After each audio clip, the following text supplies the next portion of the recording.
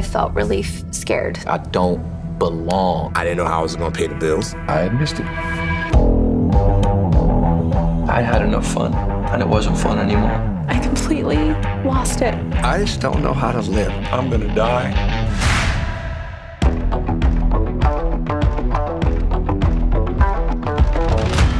I didn't trust men. I think I was angry that I didn't have legs. I didn't have a normal relationship with food. No, I still love that woman. We hated each other. I got a rude awakening about who I was and what my color was all about. When I was about 5 years old, my uncle, he took me out in the backyard one day. He goes, okay, I want you to stand right here. And he got down in a football stance. I was put up for adoption by a young 16-year-old Russian girl. And due to a birth defect, she just wasn't able to care for me. At 19, I fell in love with my wife. Life's perfect. Why wouldn't we just jump in a car right now, drive off to Vegas, and get married at the first little chapel that we see? And that's what we did. I was elated, man. I mean, and he's gonna show me something about football. What I was born with, it's called fibular hemimelia, so basically means I was missing all the bones in my lower legs. I decided that I needed to lose some weight. I was a very normal-sized 17-year-old girl, but I wasn't perfect, and I needed to be perfect. And he took off as fast as he could go. Hit me, I flipped over, rocks and dust flying, and I cannot believe he had hurt me so badly. So imagine being a 3-year-old, seeing your mom abused.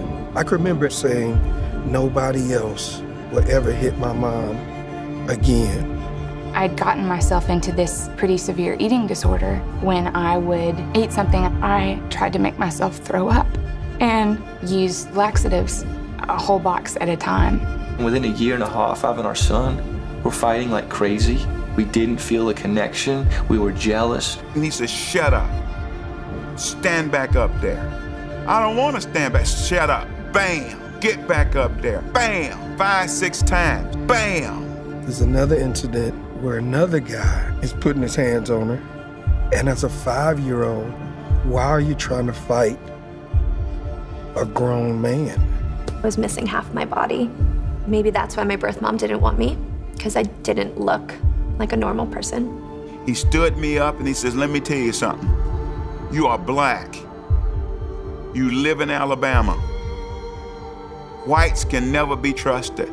You always have to keep your guard up, and you better understand you are never gonna be treated equal. My life changed that day. I believed my uncle, and I graduated with honors in living that life. I was driven by hatred. Driven. I'm punching holes through walls, holes through windows, shouting and spitting and saying foul words to this woman that I love. I started this cycle of feeling very guilty. A cycle of always protecting. Well, maybe we should get divorced. Fine, I'll get divorced. You're pushing yourself into a corner. My idea of dealing with it, let's just fight.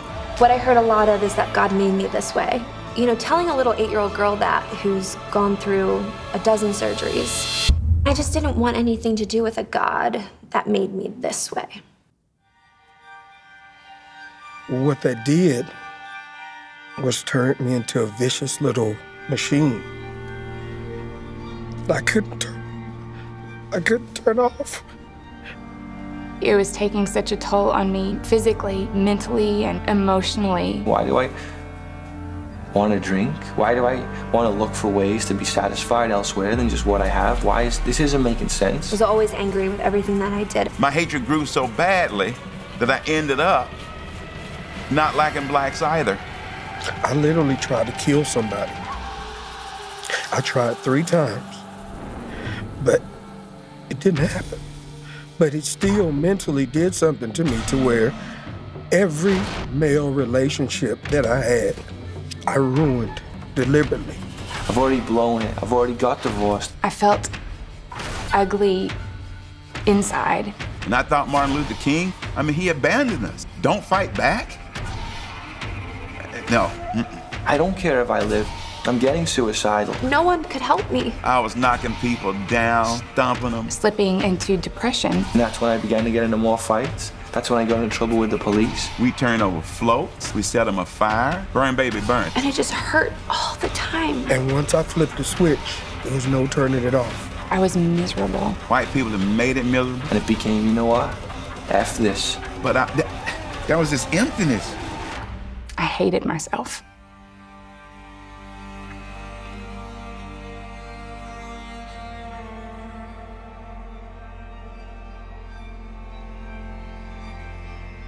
One day, I found myself talking to a room of men, 150, 200 men doing a seminar, and it just hit me like a ton of bricks. And I just started to weep. I told the guys, I said, I hated every guy in here. Not because of what you did to me, because of what you did to my mom.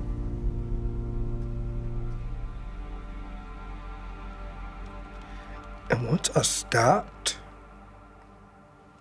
and just listened to what God was telling me,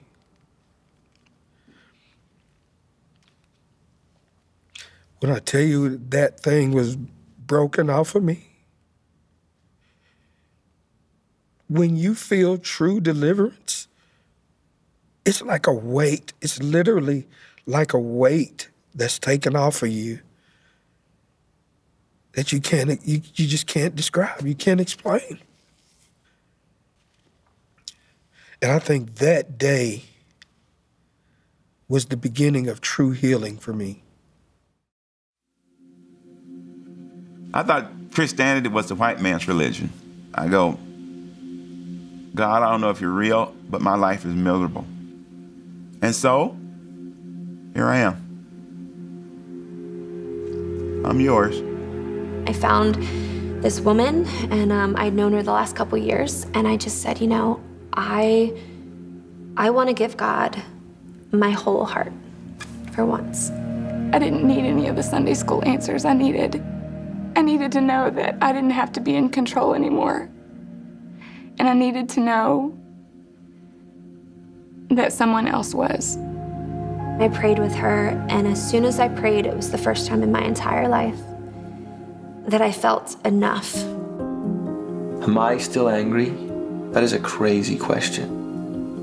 I'm not angry. I'm definitely a work in progress. I still struggled a lot for a lot of years, but he made it easier every day until I finally got to the point where I felt like I could say, I'm healthy, I'm okay.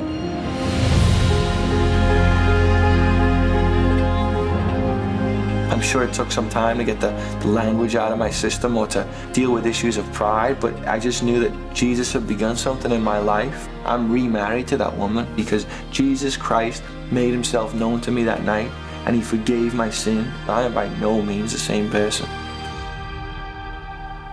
I dropped that hatred for whites into the love of Christ. And that's why to this very day, I will fight for white, black, red, yellow, brown, because the love of Christ changed me, protected me, accepted me, and I do the same for all people.